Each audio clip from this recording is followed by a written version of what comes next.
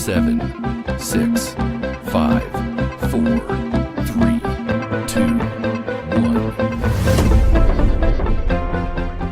Howdy, CROC Nation. Dr. Tommy and Ellie here with you with another amazing CROC podcast. Angel, amazing because of me? No. Amazing because of you? Perhaps. But more importantly, amazing because of our cancer survivor thrivers. Angel Santana, have faith. Let it begin. How are you, my dear friend? I tell you, nothing is better than celebrating Mother's Day weekend with you and all the great mothers out there, whether they are cancer survivors, thrivers, caregivers. God bless you. And let's get started with an amazing special episode today, my friend. Absolutely. A little peek behind the curtain, breaking that fourth wall down. My dear friend Angel is working hard the night before Mother's Day.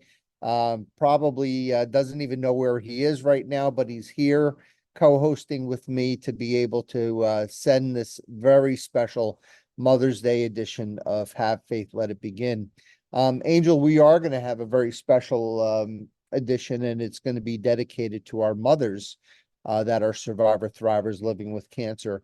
And it's going to be, I'm going to tell you guys right from the beginning, it's going to be a tough podcast. It's going to be very visceral. It's going to be very, very charged. It's going to be very emotional.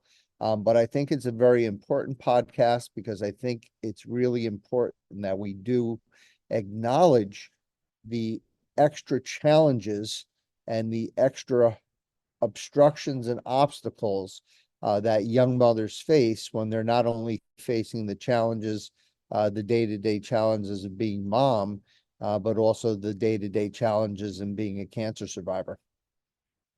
Absolutely. And let me tell you something. There's nothing better, nothing greater than when you are able to get a little deep. I think it's been a while since we've gotten deep. And I think that this is a great side of you that people need to see more of. And I'm excited for it. I'm ready for this episode. Excellent. And I just wanted to say that, we're going to start this podcast with a very, very, an important story that's very near and dear to my heart because it deals with one of my favorite aunts. We all had an aunt or have an aunt that we considered our favorite, the cool, quote unquote, the cool aunt. And this aunt had the name Tabby, my Aunt Tabby. So my Aunt Tabby wasn't my blood aunt, but she was my aunt nonetheless. And she was one of my mom's best friend, if she wasn't indeed her best friend as well. And Aunt Tabby, raised her children as my mother did, raised me in the 1960s. She was diagnosed with breast cancer sometime in the 1960s. She had 4 children. I happened to be the same age as her third child and 1 year or 2 years older than her youngest child. And we were best of friends. We were raised like cousins, my cousin Tony, my cousin Bernadine. And, and all through this time, up until when I was 10 years old, I had no idea that my Aunt Tabby had breast cancer. I had no idea that my Aunt Tabby had gone through incredibly toxic treatments like mastectomy, chemotherapy, got very, very sick, went into this amazing remission. Everyone thought that she was going to be, cured of her cancer. And then the cancer came back and it metastasized. And then she passed away right around 1970-ish when me and Bernadine were 10 years old. And I have to tell you, the memories that I have of a child were nothing but great memories of a great woman. I remember the sleepovers and the fun we used to have. I remember her bringing her kids, the younger 2 kids, Bernadine and Tony, over to my uncle's house and to the pool, and we would have our cookouts, and just an amazing woman. And I have to say, it was almost like a secret that she had and that, all the adults had in those days. These were things that were not talked about. And this is going to be very important to this podcast about some of the challenges that young mothers have with cancer. And one day, which changed my life, and I didn't know it at the time. So the last time I saw my aunt was basically my mom, who was fantastic with things like this. took me over to the house, and my aunt was being brought down the stairs in a gurney, and the ambulance people were there, and they were, taking her to the hospital. And little did I know that she was going to the hospital for the last time. And when I said goodbye to her that day, and I know she didn't have any hair and she was very weak and very thin, I still, because it, it was kind of coming out of the blue, and I didn't really know where this was all going. And I was only 10 years old. I didn't know at the time that goodbye was going to be my last goodbye. So up until that day, I never saw and I never thought of her as being sick. And I never really thought of the possibility that she could be dying or that she would die. And to me, my aunt embodies and represents an anthem to all mothers that have cancer and that they share. And I think that's a really good introduction to this podcast. So today's podcast is going to be a tribute to mothers with cancer. I'm going to use a quotation from one of the articles that I researched, quote unquote, "I'm still mom." So the special challenges and considerations of young moms with cancer. A couple of things just to kind of set the table, Angel, to start. Most of the data that I reviewed for this podcast really dealt and centered on women with advanced metastatic breast cancer. But I don't want this podcast to be about that specifically. I know it's important and we need to talk about it. But I believe that the gist of the presentation and the gist of the information that we're going to share today are really relevant to all young women and all mothers with any type of cancer and any stage of cancer, not just the stage 4 cancer. I do want to give credit to the 2 articles that I specifically spent a lot of time on, and one of which is I'm going to share specifically. But Mothers with Cancer, an intersectional mixed method study investigating role demands and perceived coping abilities, that comes out of the journal Cancer with Dr. Athena Spiriopoulos and Julia DeLemans. And the second article, "I'm Still Mom, Young Mothers Living with Advanced Breast Cancer," from the journal Oncology Nursing Forum. That came out in, let's see, came out in 2023, 2020, volume 47, number 4, and the first paper came out in January of 2023. So I did want to tip my hat to all the authors and co-authors on those 2 studies, and I would recommend reading those studies highly if this subject happens to interest you or hit home. The second thing I wanted to say, or the third thing I wanted to say, is when we think of the word motherhood or the actual role of motherhood, I think no one would disagree that this is a very sacred covenant that's shared between a parent and their child. And the thought process of having a child being raised without their mother, I came across this word multiple times in multiple articles, quote unquote, is unthinkable, right? Unthinkable to have a young child lose their mother to cancer. And it's a relationship that's really unmatched in power and influence. But unfortunately, it's exactly because of this most holy of relationships that this group of survivor thrivers are specifically and especially marginalized. And for instance, we look at a couple of things, one of which is called the role strain. And again, this is coming from the papers, not from me. I'm not that smart. In general, mothers occupy many social roles and are expected to take on the majority of parental and household demands, regardless of the other roles they occupy. So in essence, they're expected to do everything. They're supposed to be Superman. When role demands clash, the individual may experience role strain, which is characterized by the stress experienced when an individual cannot meet the demands of their social role. So in essence, mom is supposed to be mom, supposed to be a great professional, is supposed to be the T-ball coach, is supposed to be the Cub Scout, pack leader, is supposed to, basically the taxi cab is supposed to be gourmet chef and sexy wife and the whole thing. And that really leads to this clash, the societal clash, this role clash. Second thing, and again, I am a feminist in the sense that I believe in equality, but according to socialist feminist theory, there is a connection of women's positionality. Now, that's a fancy word, again, not from me, within our society. And it's because our society is a patriarchal society. What does that mean in plain English? That means it's very still male dominant. The male, historically, going back to caveman days, even to the modern time, even things that you wouldn't think of as being even subtly, advantageous to the man as opposed to the woman is still very operative in our society. And it's because of this paternalistic society, this paternalistic view that really puts our young moms with cancer, puts them in a very sticky wicket, in the sense that their needs have always been devalued.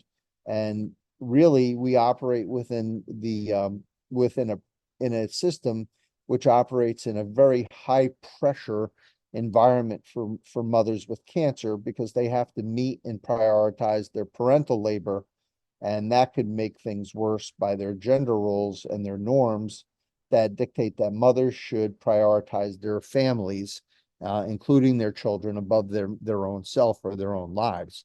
And this is something we're going to talk about at the end of the podcast, as far as maybe some remedies or some recommendations of how we could help young women with cancer. Number three, when the survivor thriver, the young moms, are not able to meet these expectations, rather than feeling a normal sense of loss or sadness, they actually experience, and again, two words that continually come up in the literature, and these are two bugaboos for me, for sure. These are the worst, in my opinion, the worst two feelings a human being can feel, as far as taking you out of having any sort of self-identity or self-worth, are the feelings of shame and guilt. And this shame and guilt continually come up as far as what these young mothers with cancer are feeling when they're not able to do all the things that are expected of them. And this is wrong, and we're going to talk about that. And I'm not trying to say that no one can take a mother's role. That's true, but there are ways around it that we're going to discuss. In the second article, which is the one that we're going to be spending a lot of time on, it's called "I'm Still Mom: Young Mothers Living with Breast Cancer." It's a very lovely and very poignant qualitative study. That means it's a study that was reviewing the experience of 12 young adult women, mothers with cancer. And there's a bunch of little vignettes that we're going to share together, and we're going to come up with some of what the research showed, some of the categories of challenges that young moms are facing with cancer. So, basically, just as a prelude, there's a unanimous finding in all of the papers reviewed that in this cohort of patients, over and over again, there's a lower mood of young mothers with cancer, increased depression, anxiety, and despair, reduced cognition and perception, reduced physical function, significant impairment of their family routines and consistency, decreased levels of peacefulness, significant worry about the welfare of their children in the event that they pass on, impairment of being at peace with their disease, with the process of dying and the process of saying goodbye, difficulty with the decision process of treatments, meaning that both by accepting treatments just to try to stay alive for the children, which may be unnecessary and painful and toxic, or delaying treatments, so they're not prioritizing their needs. They're putting the needs of others, i.e. their children, above their own. So in essence, what all these jumble of words mean is that there's an increase in distress and a global decrease in the quality of life of young mothers with cancer.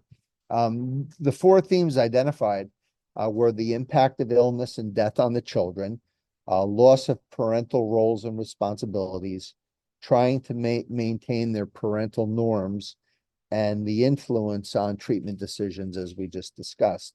And I thought, Angel, they put it very nicely. And I really tribute this as exactly the way I viewed my Aunt Tabby, is that these women put on a mask of wellness. But really they're suffering deep, deep underneath. Angel, your thoughts so far, since this is going to be a bit of a prolonged podcast. I think it's interesting how we continue to remember the importance of motherhood. And I don't want to go off topic, but I mean, it's just that bond, and what you're exhibiting and what you're showing is the importance of that love and that compassion and that gratitude and that understanding of what mothers bring to us as children or as sons and daughters. And it's remarkable, and we definitely want to do this for Father's Day too. But I'm I'm I'm just into it right now.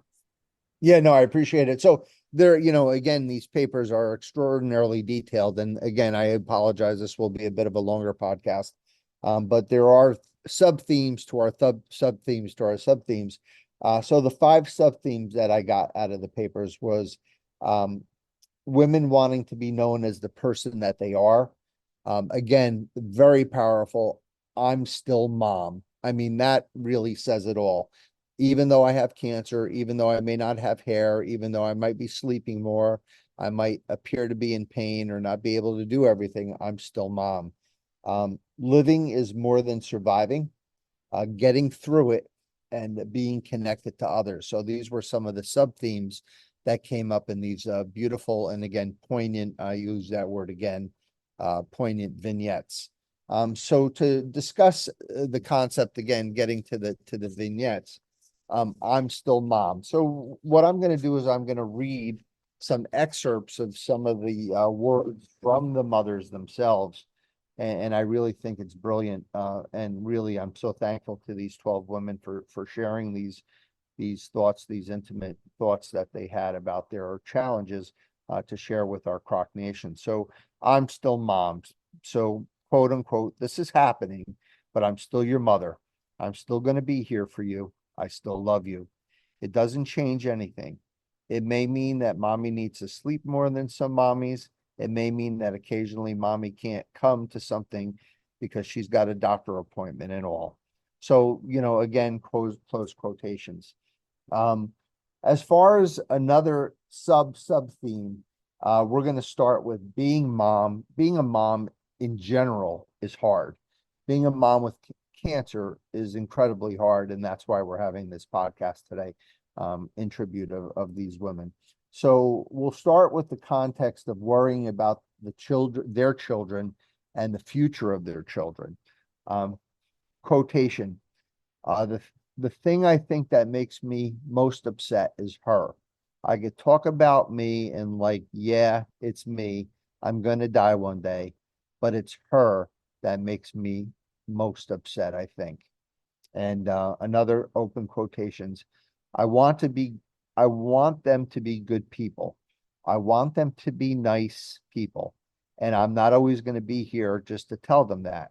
I just have this fear that if something happens in the next couple of years, that she might get in with the wrong crowd and I may not be able to stop that. So that fear of not being there to protect and raise their children. Um, being present is another common theme, and maintaining a normal life. So when I'm at work, I have a bunch of young nurses, young nurse practitioners, and they're basically in this age group raising their children. And I hear, hey, do you mind if I switch my Tuesday with a Wednesday? I have a Mother's Day tea with my daughter, or I have to bring, I have what would you say, a ceremony from my kid going from kindergarten to first grade, or I have, T-ball practice or whatever, or I'm going to be a chaperone on a field trip, like just all these normal things. That the biggest problem they have is to have to try to work it around their professional schedules. imagine trying to work it around their chemotherapy or working it around or whatever. So this is another, concern of trying to maintain normalcy. And we have a quotation. I mean, it's definitely difficult. I try to make sure that I put my kids first, that I want them to know that even though they've got a mom who's going through cancer, that I'm present and I'm still here. If they need me, I'm here. I still try to be the one who takes them to their dance lessons. I still try to be the mom who's involved in Girl Scouts, who comes to the school for gardening club and the parent teacher organization. So it's times of just getting completely worn out and then just having to say, while they're at school, okay, I've got to sleep all day just to recover from doing all the other stuff. And then finally, in regard to this particular subject, I think I have little kids. I think having little kids, you have to just get back to normal. I mean, they need you and they need their normal routine. And I find that I don't have a lot to talk about with other young cancer patients who don't have kids, because all I talk about is my kids, and that's my whole life. Angel, also, one of the concerns is preparing kids for the future. They Yeah. have to worry about maintaining normalcy, as I said, and about the future of their children. Definitely, hands down, the hardest thing is the kids. Trying to spend as much time with them and hold them and just love them, but still be mom. They're not going to go with me when I'm gone, so they're going to have to live the rest of their lives, and I still have to try to teach them and teach them even more in a shorter amount of time. So that's really important, trying to prepare their kids for the future. Cancer as a mom is much harder than not being a mom. Um, I think if I were on my own, if I were a single person without kids, this would be easier for me to deal with, because the most difficult part is dealing with the kids for sure, as far as that goes. And then there's a sense of urgency, as you can imagine, Angel, trying to do as much as possible in whatever time that the mom has left. Um, when you're diagnosed with a terminal illness, you know that minute could come a whole lot faster than you're ready for. And so I try to, in everything I do, start preparing them, teaching my 10-year-old how to cook noodles and how to do certain things, and taking some time that maybe I won't do that at the age she's at now, but I'm going and thinking ahead and doing it. So I think it does change some of that. And I try to give them all the experiences that I can, so that I get to see them have that experience. Young moms with cancer are always trying to build a supportive relationship between themselves and and also between their children and with their other family members who will be taking care of them. She wants me to be around and she wants me there. She's afraid I'm going to be gone, and I'm trying a lot to help them, meaning the other family members, foster their relationship, because I will be gone one day and they're going to need each other. And that's something that's really bothered me lately. So that's another aspect that's really brutally important. Sharing new experiences with your child and making memories and participating in children's firsts. Um, I wanted to see her experience getting to try something new, so I said yes, whereas I might not have done that otherwise, because it's a lot. I want her to be able to try all these different things while I'm here to see her try them. We went to a concert this past year because I wanted to see her go to her first concert. But if it's doable when they ask to do stuff, I do it, because it's like, why not? Relativity and the time being short. Angel, we did a podcast maybe a couple of years ago on the wild clock or the crazy clock, meaning when a cancer patient gets that diagnosis. Yeah. You and I, we never think about, how much time we have left. And yet we have these young moms with cancer, and then all of a sudden their entire life clock completely changes. So they have a relative, everything is relative, and relatively speaking, their time is short. So what they say is, I've taken it as if death's at my doorstep. And they just keep saying to me, her doctors, I could fight this for many, many years. And then she asked the doctor, what's that mean? What's many? 2 years, 3 years, 4 years, 5 years? To me, even 10 years is not good enough because I need more because I'm a mother and my children are young. There's also a need to be remembered and to leave a legacy for their children, leaving mementos, photos, letters. Well, he's only 3. Maybe I'll be here for his whole life or a lot of it, or maybe I won't. I don't know. I thought maybe I'd handwrite him letters in a book or something just in case, or just for him to have. Even if I'm still around, they'll still be neat to him. That's where it's like metastatic cancer has really opened my eyes to creating memories that the boys are going to remember. I really try to document as much as I can. And as cliche as it may be, it's living, just being grateful for the things you have. Try not to dwell on the things that you don't, and just creating those memories and having family around, at least create memories that they can remember us by. There's no cure as of yet, so I'm still wrapping my head around all of that. I haven't started writing letters or journaling them, but I got journaling kind of things to start doing that. I guess one positive thing, and there are a few positive things out of this whole experience, is that I don't take my life for granted anymore, that I do create memories, and I used to really not take a lot of pictures, but now I do, so that my boys will be able to have pictures of me when they grow up, and hopefully I'll be taking lots of pictures with them too. That's my hope, but you never know. Now we're going to talk about, in addition to it's hard being a mom, it's not easy for the kids. So when you talk about what's life like for the children, seeing the situation through the eyes of the child, there's an acceleration of childhood. Kids are growing up a lot faster because they have to.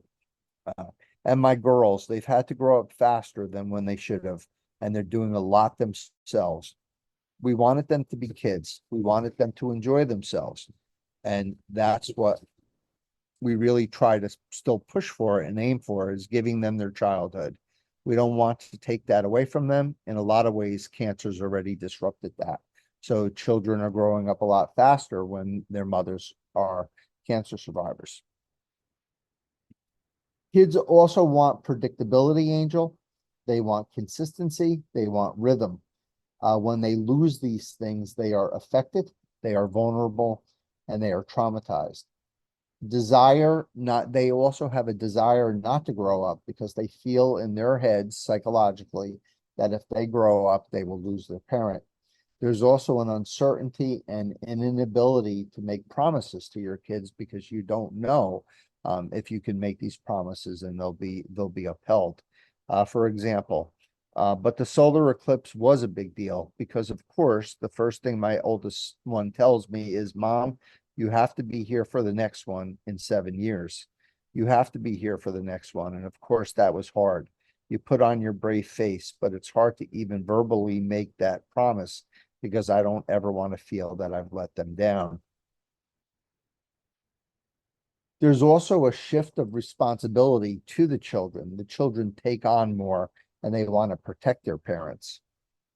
But I mean, our girls, they have grown intuitive as well. I mean, especially our oldest daughter, our 10-year-old. She'll step up and try to take over and take care of the 2 younger siblings and say, leave mommy alone, leave daddy alone. They need this time. And it's so kind how Maria described her 6-year-old son wanting to protect her from others knowing about her hair loss. Throughout, he has said a couple of times, if you wear the blonde wig, everyone's going to know that you're bald underneath. So I tell him, it's okay. They love me anyway, and they already know that I'm bald. So he says, I just want to protect you. And he's just so sweet about it. The emotional burden of these children is profound. They're so good some days, they're so helpful, and then other days I think they just get too emotionally worn down and upset that it's like they can't do anything for themselves. They can't do anything to help me. So it's really hard to kind of see the way that this cancer, that my cancer, how it affects them so much. And then there's also the anxiety and the internalization that the children feel when they see that one of their parents, especially their mother, is ill. When she was 4, when I was first diagnosed, and she was super quiet and shy and introverted, and she took it. It was hard on her, and she developed a lot of anxiety. She didn't want to go to school. She wouldn't even want to go to my mom's house. When I would have treatment and I would be in the bedroom, she would bring her toys into the bedroom and sit in the floor. So, Angel, these are all vignettes, just very visceral and incredibly powerful vignettes from young mothers with cancer about some of the challenges that they have. But you know, the way we work on this podcast, on the CROC podcast, is we don't want to point out issues without at least, if not giving answers, at least to point in direction and go to lighten the mom's burden. So let's talk about a couple things that we can do that could change the situation and some of the challenges for our young moms with children. Number one, emphasis on reversing the guilt and shame. I think the last thing, in addition to the diagnosis, in addition to the stress, in addition to the alterations of their bodies, in addition to the toxic treatments and how badly they feel, in addition to the loss of some of the roles that they're supposed to be providing and participating in as moms, the last thing that we want our young mothers with cancer to feel is any guilt and shame. And we have to go out of our way to make sure that they don't feel that way. Number two, and one of the things that really makes it so hard is that it's such a emotional subject. It's such a painful subject. It's such a sad subject that it's really unspeakable. But I think what we have to do is we have to work to make the unspeakable speakable. We have to help our young moms with cancer in the support groups. We have to get counseling to them. We have to get emotional support for the children. We have to teach the care teams, the doctors and nurses, to stop avoiding the painful and uncomfortable conversations that we don't have because we just don't feel up to it. Well, imagine if we don't feel up to it, then of course, what kind of message are we leaving to that young woman with cancer who has children? Just absolutely unacceptable. And there was a saying, which dates back, to the history of humanity. It takes a village to raise a child. And over the, I guess, millennia and to the centuries and to the decades and now to this new age where we've gotten away from the raising of our children from a village, maybe to an extended family and then to a family and then to a nuclear family and now maybe to a fragmented family. The way we raise kids now, of course, is going to make it a very top-heavy model toward the parent, especially toward the mother, for the reasons that we mentioned during this podcast. So my point is, when did this go out of style? Of course, we need to support the mother with cancer and never take away that sacred role. But also, I think what we need to do, Angel, is reframe the paternalistic model where there is equality between genders and how we prioritize our care, meaning the care of the parent, with their care, the care of the child. Why is it okay for a father to be sick and have to take care of themselves and sort of go incognito for a while to sort of recover, but not okay for the mother to do that? And this is where I think my aunt's family, Aunt Tabby's family, really was remarkable and was a perfect role model, because when Tabby was no longer here, Bernadine and Tony had the good fortune of having two older siblings, Michelle and Joe, who were amazing. Their father was one of the greatest men I ever met, Uncle Butch. He was basically father, mother, and everything in between. He was a real tough guy from Patterson who had the heart of gold, who was just the sweetest, kindest guy. He would never let you know that, but he certainly was. And then, of course, all the aunts and the uncles and the cousins and everything, just an amazing family. And really, that's the way that it has to be done, because no one could ever have taken, the place of Aunt Tabby, but they certainly made it easier, for everyone involved. And then we're going to end the podcast, Angel, by going back to the beginning. We're going to end where we started, back to my Aunt Tabby. So my Aunt Tabby, I'm so proud to have had her as an aunt. She embodied the challenges that we discussed on today's podcast. A young mother, toxic treatments, advanced disease, never putting herself over her family, never letting her pain or her fears or her dread ever show. I did not know it at the time that goodbye that I said to her on the stairs when she was in the gurney was my forever goodbye. And I didn't know it then that 54 years later, that her impact on me as an oncologist would inspire me to do this podcast, honoring her and honoring all of our survivor thrivers who are mothers with cancer. But what I do know is that her legacy lives not just with me or on this podcast, but in her 4 grown children, who are 4 of the kindest, most caring and loving children. Their mom is very proud of them from where she sits, and her many grandchildren and now great grandchildren. I'm going to end this podcast by really thanking my Aunt Tabby for all the gifts that she gave to me, all the gifts that she gave to all of the people who loved her, to her children, and of course, even to a new generation of cancer survivor thrivers, young mothers with cancer. Angel Santana, your thoughts? You touch base on one of the words that I was going to use, and I'm glad you did. When I think of mothers in general, I think of 2 words: role model, and then I think of another word: hero. We have listened about great examples of what mothers do, especially in the midst of storms, in the midst of challenges.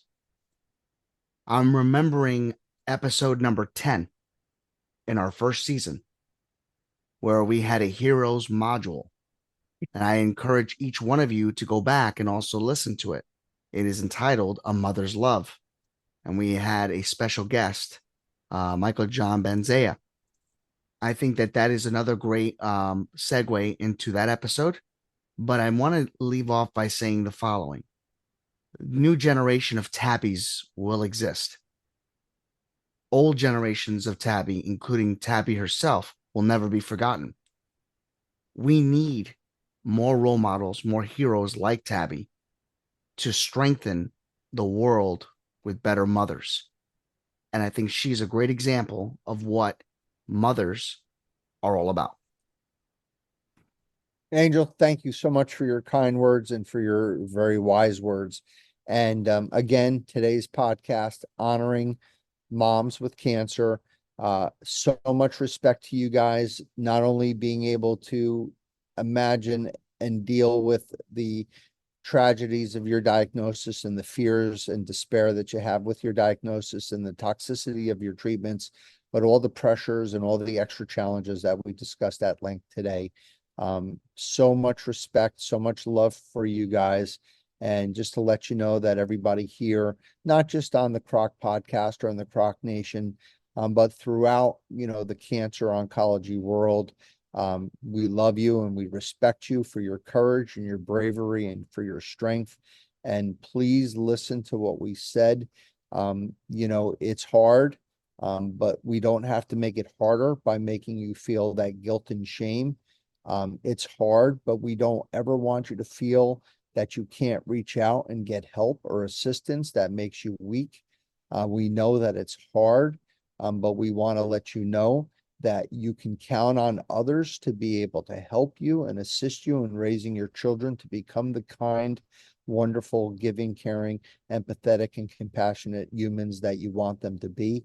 And please know that we are here to reframe this whole process where society has expectations of you, which are unfair and unrealistic and just completely ridiculous and outdated.